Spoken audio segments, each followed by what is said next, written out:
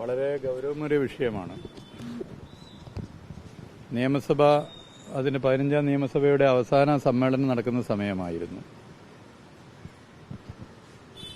മന്ത്രി Shri M P Rajesh, തദ്ദേശ സ്വയംഭരണ വകുപ്പ് മന്ത്രി ശ്രീ എം പി രാജേഷുമായി ഈ വിഷയം ചർച്ച ചെയ്തിരുന്നു. കർക്കശമായ നിലപാട് ഈ വിഷയത്തിൽ സ്വീകരിക്കും എന്ന സർക്കാരിൻ്റെ നിലപാട് അദ്ദേഹം തന്നെ അറിയിച്ചിട്ടുണ്ട്. മേയറുമായി സംസാരിച്ചിരുന്നു. മേയറുമായി സംസാരിച്ചതിൻ്റെ ഭാഗമായി കോർപ്പറേഷൻ്റെ നിലപാടുകൾ പൊതുവെ ശക്തമാക്കി മുന്നോട്ട് പോകുമെന്നാണ് പറഞ്ഞിട്ടുള്ളത്. ഇത്തരം കെട്ടിടങ്ങൾ കോഴിക്കോട് നഗരത്തിൽ അതിൻ്റെ സ്ട്രക്ചറൽ സ്റ്റെബിലിറ്റി കോർപ്പറേഷൻ്റെ എഞ്ചിനീയറിംഗ് വിഭാഗം പരിശോധിച്ചിട്ടുണ്ടോ, പരിശോധിച്ചതിൽ ഏതെങ്കിലും ഉദ്യോഗസ്ഥർ കണ്ണടച്ചിട്ടുണ്ടോ, അതൊക്കെ തന്നെ ഗൗരവമായ അന്വേഷണം വിധേയമാക്കേണ്ടതുണ്ട്. അതാണ് സർക്കാരിൻ്റെ നിലപാട്. അത്തരം നിലപാട് സ്വീകരിച്ച ഉദ്യോഗസ്ഥരുണ്ടെങ്കിൽ അവർക്കെതിരെ അതിശക്തമായ നിലപാട് സ്വീകരിക്കണം. ഒരാളെയും വെറുതെ വിടാൻ പാടില്ല. അതോടൊപ്പം നിലവിൽ കോഴിക്കോട് നഗരത്തിൽ കെട്ടിടങ്ങളുടെ സ്ട്രക്ചറൽ സ്റ്റെബിലിറ്റി ഗൗരവമായി കോർപ്പറേഷൻ പരിശോധിക്കേണ്ടതുണ്ട്. അത് മേയറോട് സംസാരിച്ചിട്ടുണ്ട്. മേയർ അതിൻ്റെ പ്രവർത്തനം ആരംഭിച്ചു എന്നാണ് അദ്ദേഹം പറഞ്ഞിട്ടുള്ളത്. ഒരു വിട്ടുവീഴ്ച ഇത്തരം കാര്യങ്ങൾ ചെയ്യാൻ വേണ്ടി പാടില്ല.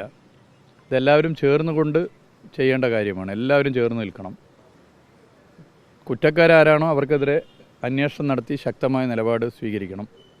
എന്നാൽ മേലിൽ ഇത് ആവർത്തിക്കാതിരിക്കാൻ എല്ലാവരും ഒത്തുചേർന്നുകൊണ്ട്, അത് എല്ലാ രാഷ്ട്രീയ പാർട്ടികളും എല്ലാ സംഘടനകളും എല്ലാവരും ഒത്തുചേർന്നുകൊണ്ട് നിയമം നടപ്പിലാക്കണം. നിയമം നടപ്പിലാക്കാൻ വിട്ടുവീഴ്ച ചെയ്യുന്ന ഏത് ഉദ്യോഗസ്ഥനായാലും മുഖം നോക്കാതെ നടപടി സ്വീകരിക്കണം. ഇതാണ് പൊതുവെ പറയാനുള്ളത്. അല്ല, അതൊക്കെ ഈ അന്വേഷണത്തിന്റെ ഭാഗമായി പുറത്തു വരണം, അന്വേഷിക്കണം. സമാന സ്വഭാവത്തിൽ ചില കെട്ടിടങ്ങൾ വേറെയുമുണ്ട്. ഇപ്പോൾ ത്രിവേണി കെട്ടിടത്തിന്റെ ഇന്നലെ പുറത്തു വന്നു, അതിലൊക്കെ ഒരു പരിശോധന നടക്കണ്ട. തീർച്ചയായിട്ടും രണ്ട് വിഷയമുള്ള ഒന്ന്, നേരത്തെ ഇതുമായി ബന്ധപ്പെട്ട് എവിടെയെങ്കിലും റിപ്പോർട്ട് വന്നിട്ടുണ്ടെങ്കിൽ എന്തുകൊണ്ട് അതിൽ നിലപാട് സ്വീകരിച്ചിട്ടില്ല, ഇത് പരിശോധനയ്ക്ക് വിധേയമാക്കണം. അത് ഏത് ഉദ്യോഗസ്ഥനാണോ ആ ഉദ്യോഗസ്ഥനെതിരെ നടപടി സ്വീകരിക്കും. രണ്ട്, ഈ പറഞ്ഞതുപോലെ എവിടെയെങ്കിലും ഇങ്ങനെ ചൂണ്ടിക്കാട്ടപ്പെട്ടതുണ്ടെങ്കിൽ അത് മാത്രമല്ല, മൊത്തം പരിശോധിക്കണം. സ്ട്രക്ചറൽ സ്റ്റെബിലിറ്റി പൊതുവേ കോർപ്പറേഷൻ എഞ്ചിനീയറിംഗ് വിഭാഗം പരിശോധിക്കുന്നുണ്ട് എന്നാണ് മേയർ പറഞ്ഞിട്ടുള്ളത്. അത് പൊതുവേ പരിശോധിക്കണം. ഇതിൽ ഒരു വിട്ടുവീഴ്ചയും ചെയ്യാത്ത നിലപാട് സ്വീകരിക്കണമെന്നുള്ളതാണ് സർക്കാരിൻ്റെ സമീപനം. 16 കെട്ടിടങ്ങൾ ഓൾറെഡി ഇത്തരത്തിൽ ഫിറ്റ്നസ് ഇല്ല എന്ന് കണ്ടെത്തി കഴിഞ്ഞതാണ്. അതിനകത്ത് ആ നടപടി പൂർത്തിയായതാണ്. പിന്നീടും കാലതാമസം വരികയാണ്. ഈ പറഞ്ഞ പോലെ തന്നെ ഇത്തരം എല്ലാ നടപടിക്രമങ്ങളും പൂർത്തിയാക്കി 16 കെട്ടിടങ്ങൾ ഉണ്ട് എന്ന് കോർപ്പറേഷൻ വിലയിരുത്തിയിട്ട് അത് പിന്നീട് പൊളിക്കാനുള്ള കാലതാമസം എന്ന് പറയുന്നത് അത് സിസ്റ്റത്തിലെ പരാജയം തന്നെയല്ലേ സത്യത്തിൽ? അല്ല, അത് അന്വേഷണം വിധേയമാക്കണം. ഏതൊരു അന്വേഷണം വരുന്നുണ്ടല്ലോ, അന്വേഷണത്തിൽ കുറ്റക്കാർക്കെതിരെ നടപടി എടുക്കണം. എന്തിനായാലും നടപടി എടുക്കാതെ പോകണം. ശക്തമായ നടപടി, ഏതറ്റം വരെ പോകുന്ന നടപടി സ്വീകരിക്കണം. അതിലൊരു ഒരു ഒരു അയഞ്ഞ സമീപനമൊന്നും എടുക്കേണ്ടതില്ല എന്നുള്ളതാണ് സർക്കാരിൻ്റെ നിലപാട്. അതിശക്തമായ നിലപാടെടുക്കണം.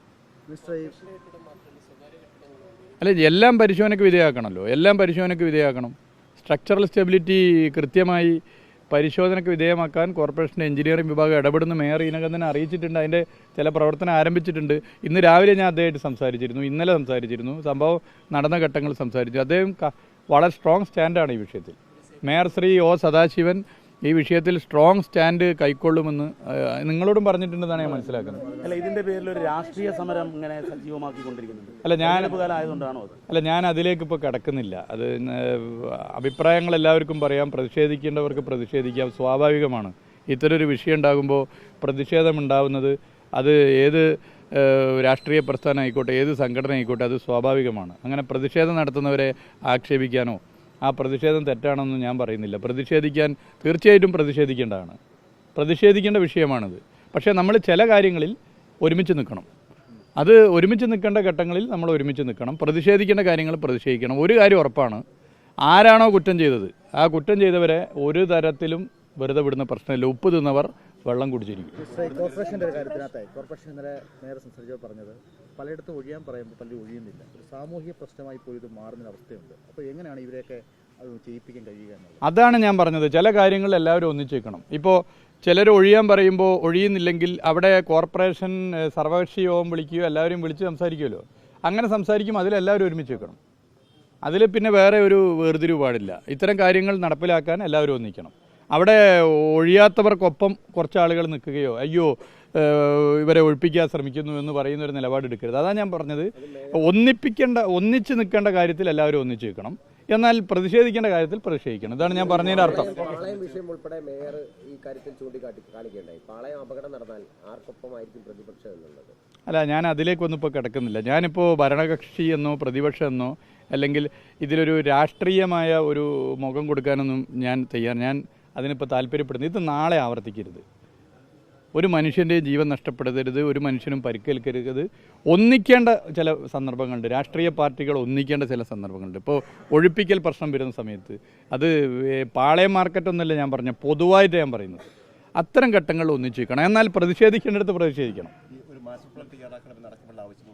ബാക്കി നമുക്ക് പിന്നെ പറയാം. ഇനി ബാക്കി ആലോചിക്കാം.